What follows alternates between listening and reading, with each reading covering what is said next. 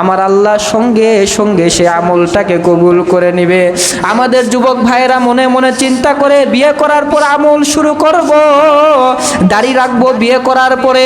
এ যুবক ভাই ভালো করে তাকিয়ে দেখো, জন্ম হওয়ার পর থেকে এখনো পর্যন্ত দাড়ি আমি কাটি নাই। বলেন তো জবানটা খুলে আমাকে কি দেখতে খারাপ লাগে? জবান খুলে বলেন, দেখতে খারাপ লাগে? আমার কি বিয়ে হয় নাই? সবচাইতে উত্তম নারীর সাথে আমার বিয়ে হয়েছে, আলহামদুলিল্লাহ পড়েন। তো আল্লাহ তাআলার বরকত, যেই ব্যক্তি আমল করার নিয়তে যুবক বয়সে আমল করবে, তোমার পিছনে তুমি যেই নারীর পিছনে দৌড়াও, যেই বাড়ির পিছনে দৌড়াও, যে চাকরির পিছনে দৌড়াইতেছ, এই কারণে তুমি দাঁড়িয়ে রাখো না, জুব্বা টুপি পরো না, পাঞ্জাবি পরো না, আমার আল্লাহ তাআলা বলেন তুমি যেই উদ্দেশ্যে দৌড়াও এই উদ্দেশ্য জিন্দগিতেও কখনো সফল হইতে পারে।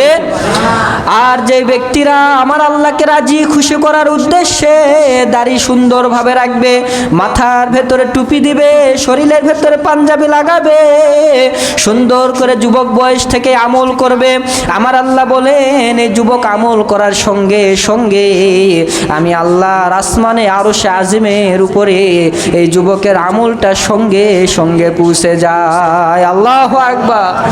তাহলে বলেন তো যুবক বয়সে আমল করার দরকার আছে না নাই? জবান খুলে বলেন আছে না নাই?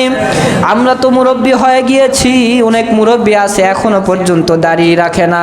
হায়রে কপালটা ফাটা, কি হয়েছে রসুলের সুন্নত তোমার মুখে রাখা কেন হয় না?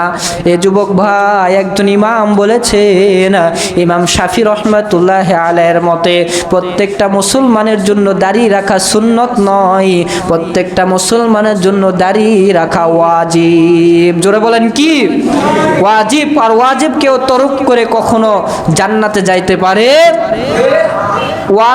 ওয়াজিব হচ্ছে এমন একটা জিনিস ফরজের সমতুল্য। জোরে বলেন কিসের সমতুল্য? ফরজের সমতুল্য। নামাজ যেমন ফরজ, রমজানের রোজা রাখা যেমন ফরজ, প্রত্যেকটা মুসলমানের উপরে দাড়ি রাখাও ফরজের সমতুল্য, ওয়াজিব। জোরে বলেন কি? এখনো মুরব্বী হয়ে গেছি, দাড়িটা রাখি না। দাড়ি রাখলে আমার কষ্ট হবে, মানুষেরা আমারে পছন্দ করবে না, মানুষেরা আমারে ঘৃণা করবে, মানুষেরা আমারে দেখতে পাবে না। এই সবগুলো বাদ দিয়ে দেন। একজন সাহাবী বিশ্বনবীর সামনে এসেছে, ভালো করে বয়ানটা শুনবেন। বিশ্বনবীর সামনে একজন সাহাবী এসে দাঁড়িয়ে রয়েছেন।